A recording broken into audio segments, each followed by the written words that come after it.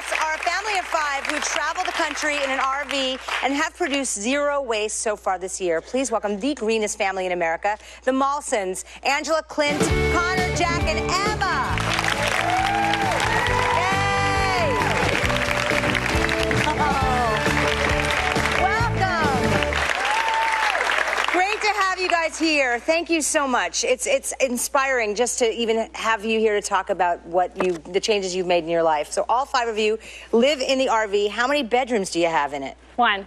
1? 1. Okay. And you've been doing this for a number of years? I've been full-time on the road for 2 years. Okay, so I was going to say, okay, you didn't have trouble like making you already had your babies. Yeah. Okay.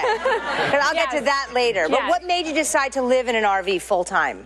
Well, we just wanted to spend more time with our family and wanted to live as sustainably as we could. We had started EcoWomb, which was our business, to really make sure everything we brought into our home was as toxic-free as possible, and that was when I was pregnant with Emma. So we just wanted that safety for health and for the environment. And so we got the RV, and we were able to go full-time on the road and live sustainably. We live in 256 square feet, and we run on waste vegetable oil and solar power. And my jaw is on the floor. I mean, the fact that you have zero waste, the fact that you use an RV that actually runs on vegetable oil, and that you live, I mean, in such small quarters, and you're happy. We're outside a lot. That is amazing. Now, how do you do it? I mean, I think of just everyday, bottles that we end up having. How do you manage to create zero waste? We have a recycling system, so we always, wherever we travel to, figure out what they recycle, and we have paper bags or recycling bins that we separate, and we tell the kids, recycling or compost, we compost,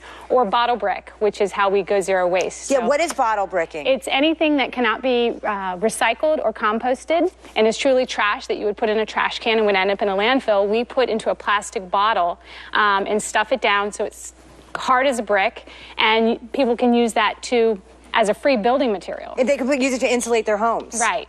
That is brilliant. They've built a school in Guatemala out of this, so it's an amazing. And so wait, how do you get those bricks? Where do you put them in 268 feet?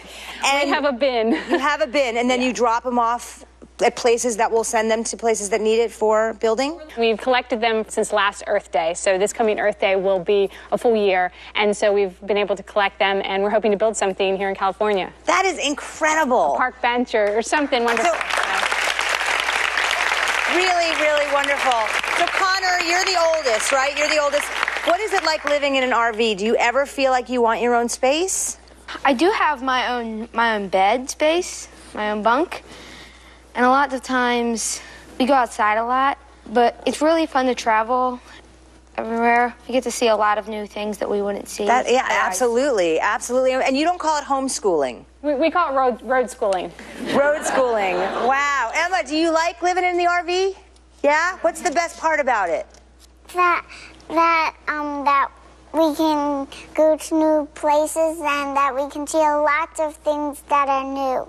That's awesome. And Clint, I know you work from home, meaning you're in the RV all day. How's that been working for you?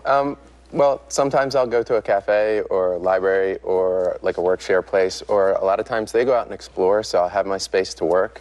But my hours are flexible because we're on the road, and because I'm a designer, so I work remote. It is fascinating. We are, truly remote. Would you mind giving us a tour of your home? Would love to. When we come back, we are taking the tour of the RV. You won't believe this thing. Stick around.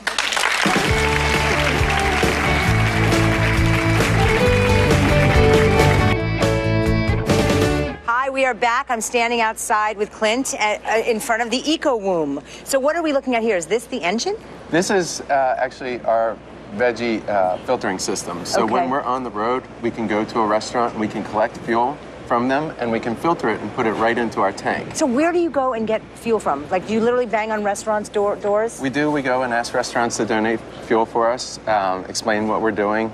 We also work with biodiesel companies, work with schools, because they have cafeterias, so all these places have waste grease. So what we do is we go and we collect it, we're able to filter it, and then we put it right into the RV, and then we can travel. And you get to smell French fries all day long. Yes. Of course, we don't smell it so much inside. It's just outside if you're behind the vehicle? us, then sure. All right. Well, can we go inside? Yeah, great. Let's go. I can't wait to see it. Hey, what do we have here? Hi, this is how we go zero waste. So this is a bottle brick. Anything that we can't recycle or compost, which we do both of those, it's basically trash. You stuff it in here. Once it gets hard as a brick, you can use this as a building material. That's unbelievable. I love it. All right. Can I come into your home? Yes, come on in. This is the Eco Womb. So this is basically what 268 square feet feels like. Yes, this is our living kitchen area. Oh my goodness. Okay. We have a lot of sustainable feetures. Look too. at them. What are you doing? Are you playing with a toy? I see. Nice. So this is their play area. This is play area. It's our dining room table. This is a crate for our dog. So how do you all sit for dinner? You don't have room for the 5 of you. Clint built this reclaimed bench, so we use this, pull it around as a bench. We also use it as a coffee table, and it's a toy box. So a lot of things have multi-purpose. That is amazing. Space, yeah. So can I ask you a question? Well, first I guess let's go back to the bedroom. Sure. Because that will lead me to my question. Okay, so this is obviously your one shower. Yep, and we have a bathtub. And how do you have the water? Where does the water come from? When we go to campgrounds, we hook up into water. Got it. So, okay. Yeah. So this is our... I'm too big for this space, just so you know. I'm not... Can I sit here so they can see sit down. That's... Oh, my gosh. So the 2 boys sleep up here. Yep. And you sleep down here with your daughter. Yep. It's a natural latex king-size mattress that we turn sideways so we'd have more room. So she has her cubby over there, and we have space. And then we have closet here, closet here. Wow. Okay, so let me ask you something. What do you do when you and your husband want to be alone, if you know what I mean? Well, we put all the kids to bed, and this door right here to the bathroom opens up. Okay. And it has a latch and a lock. So we can have work time or movie time or alone time up here. Okay, and does that open to a bed? It doesn't, but we just close this off and we manage. Okay, good to know. Good to know. That is amazing. Are there any drawbacks to living this way? Is there anything that you miss from when you had a house? Maybe more kitchen space, that sort of thing. Actually growing our own food, but we visit local farms on the road and just make do. So we enjoy it. Well, I have to say, it's so inspiring. I'm very, very grateful to have met you. Thank you. Thank you. We'll be right back after this break.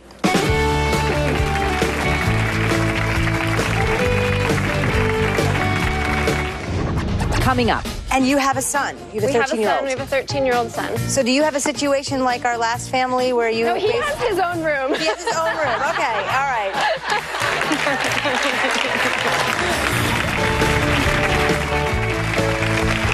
Today's show is all about being green. It takes one plastic shopping bag about 1,000 years to decompose in a landfill. So what's the way around this recycling? Our next guest knows all about that. She makes her living helping people take baby steps towards going green. Please welcome Tara.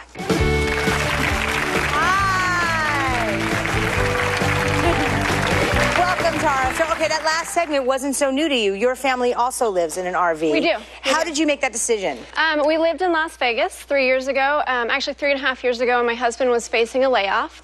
And we're the kind of people that like to look at things as opportunities. So he was like, hey, we want to get out of here. Vegas is not sustainable. We don't have water, which, you know, you kind of need that to live. Kinda. So he was like, I have this crazy idea. What if we just got an RV and hit the road? And at first I was like, sure, buddy. Because there's not something you dip your toe in. If you go and sell everything and you get this RV, I mean, it's a commitment. Right. We went from a 2,000 square foot house, not quite a McMansion, but kind of close to it. We were pretty sustainable. Our front and backyard was an urban homestead. We were raising chickens. We were growing our own food. Wow. We were minimalists. We had, decreased our power bill from something like our neighbors were paying $300 to $400 a month, and we were paying about $70 a month. Wow. So we were living green already, but the idea of getting rid of 90% of what we owned, moving into an RV, it was exciting but scary at the same time. It was definitely a process to step through. And you have a son. You have a 13-year-old. We have a 13-year-old son. So do you have a situation like our last family where you... No, he has his own room. He has his own room. Okay, all right. I know you were all thinking the same thing. Okay, so tell us about your website. How does your website help people who know nothing about going green? Yeah, so when we were in Vegas, we started the website because people were coming to us and they're like, how are you doing this? It's so expensive, and, I don't know even where to start. And my thing was, my mom will tell you I was raised by a frustrated hippie. It's very natural to be green, and it's very affordable. Frugal living is a natural side effect of green living. So what I wanted to do is to be able to create a website that not only synthesized everything that we were doing and learning and practicing into simple steps and break it down, because it was a very complicated, overwhelming situation, but also show people how it can be not only affordable, but it can actually save you money. We have a free ebook on our website on how it can actually save money. Tell me the name of the website. It's sustainablebabysteps.com. Yes. Do you hear that? Sustainablebabysteps.com. It's a mouthful. And it goes through anything from just very simple steps like a stainless steel water bottle to something major like, you know, raising your own animals or going off grid, which is our eventual goal. That was the other thing when we started traveling, was we want to eventually find a community where we're going to have land and be able to, you know, build on it and have our homestead and our permaculture and all of that. We haven't found it yet, though. Something tells me you're going to make that happen. It's Anything been 3 years. You do, oh, you know I'm going to make that happen. Oh, yeah. Oh, yeah. Well, all right. It's time for our audience to have a little quiz to see how much you guys all know about being wasteful. Are you ready? Yeah. All right. Question number 1. How many pounds of junk mail are sent to each household per year? How many of you think it's 11, or B, 37, or C, 69? 69? What's the answer? The answer is C. C? Yes. Are you kidding? We're throwing away the equivalency of a 10-year-old every single year. So, why? How do we stop that? How do we stop? There are actually several steps that you need to take. We have an article on our site on how to stop junk mail, but the first step would be to go to dmachoice.org, and that will take you off quite a few of the mailers. After that, you need to look at credit cards, magazines, anything like that that continues to come, but dmachoice.org is the first step. Okay, all right, good to know. Next question. How many trees are used to make junk mail? Who thinks it's 27 million, B, 44 million, or C, 96 million? What's the answer? It's 96 million. 96 million. 96 million. Wow. Oh, my goodness. If that doesn't snap us into shape, those And lists. it's also important that as you're still getting this junk mail, don't just throw it away. At least put it in the recycling bin. Give it to your kids for crafts. All right. Well, guess what? Everyone in the audience is going home with a bag of organic products from Kelly Tea Garden, including facial cleanser, lip gloss, and face cream. And, of course, they are packaged in recycling products. Thank you so much. I want to thank all of our guests. Remember, you can prove permit wrong. It is easier being green than you think. Take the baby steps to save yourself a few dollars and help save Mother Earth in the process. Thank you. We'll be right back.